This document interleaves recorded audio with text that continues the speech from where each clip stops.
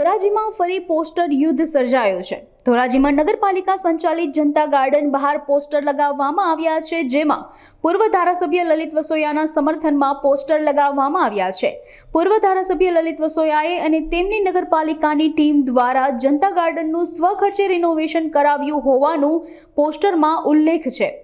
ભાજપ શાસિત નગરપાલિકામાં જનતા ગાર્ડનના રિનોવેશનના કામમાં લાખો રૂપિયાનો ભ્રષ્ટાચાર થયો હોવાના વિરોધ પક્ષ દ્વારા આક્ષેપ લગાડવામાં આવ્યા છે। ધોરાજીના વર્તમાન ધારાસભ્ય મહેન્દ્ર પાડલિયાએ લલિત વસોયાએ બનાવેલ જનતા ગાર્ડન માટે વસોયાને અભિનંદન પાઠવ્યા હતા। મારું નામ જય ટોપિયા, અહીંનો રહેવાસી છું ધોરાજીનો। એક સમયે આ ગાર્ડન ભાજપ શાસનમાં જંગલ હતું, વિરાન હતું, આખે આખું ગાર્ડન જનતા ગાર્ડન। આમાં કોઈનો ઉપયોગ નહોતો થતો, ઝાડી ઝાખરા વધી ગયા હતા, જનાવરો રહેતા હતા, ગાયું રહેતી હતી। હાલ આપ જોઈ શકો છો મારી પાછળનું ગાર્ડન જે જનતા ગાર્ડન છે તે લલિત વસોયા અને એમની ટીમ દ્વારા 2022માં પોતાના ખર્ચે સ્વખર્ચે બનાવી અને જાહેર જનતા માટે ખુલ્લું મૂકેલું છે। અત્યારે આનો ઉપયોગ ધોરાજીની જનતા મોટી સંખ્યામાં કરી રહી છે। ત્યારે આપ જોઈ શકો છો અત્યારની હાલત અને પહેલાની હાલત તમે જાણેલી જ હશે। અત્યારે જોવો કેવું ફરવાલાયક સ્થળ થઈ ગયેલું છે। હાલ અહીંયા વૃદ્ધો આવે, બાળકો આવે, બાળકો માટે રમવાના લોન વાવેલી છે, વૃદ્ધો માટે બેસવા માટે બાકડા મૂકેલા છે, છોકરાઓ માટે લસરપટ્ટી હિંચકા નાખેલા છે અને ચાલવાવાળા માટે હોળપટ્ટી પણ બનાવેલી છે। ખૂબ સારી કામગીરી કરેલી છે। કોઈ દિવસ આવો વિકાસ નહોતો થયો જ્યારે ધોરાજીમાં લલિત વસોયા આવ્યા અને એમની ટીમ દ્વારા, નગરપાલિકાની ટીમ દ્વારા, એના સભ્યો દ્વારા આ ગાર્ડન બનાવીને તૈયાર કરવામાં આવ્યું છે। મને જવાબદારી ધારાસભ્ય તરીકેની મળી છે ડિસેમ્બર 2022 થી। એ પહેલા આ બનાવ્યો છે એવું મને માહિતી પણ મળી। તો એ એટલે લલિતભાઈનું કદાચ યોગદાન 100% હશે। તો એમાં લલિતભાઈને હું અભિનંદન, ધન્યવાદ આપું છું। એમાં કંઈ ખોટું નથી। એને કર્યું હોય તો એ લોકો માટે કર્યું છે, પ્રજા માટે કર્યું છે અને ધોરાજી માટે કર્યું છે, તો એ ખૂબ ખુશીની વાત છે। તો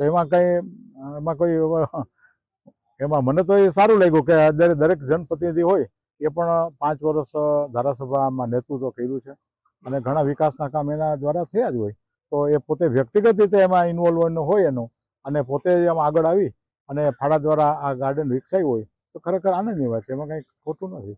મારું નામ દિનેશભાઈ ઓરા, શહેર કોંગ્રેસ પ્રમુખ ધોરાજી।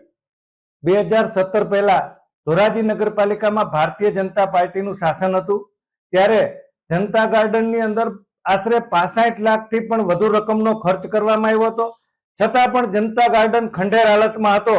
ત્યારે કોંગ્રેસની બોડી આવતા કોંગ્રેસ દ્વારા વિજિલન્સ તપાસની માગણી કરવામાં આવી હતી, છતાં રાજ્ય સરકારે ભારતીય જનતા પાર્ટીના આગેવાનોને બચાવવા માટે કોઈ તપાસ કરી પગલાં લેવામાં આવ્યા નથી।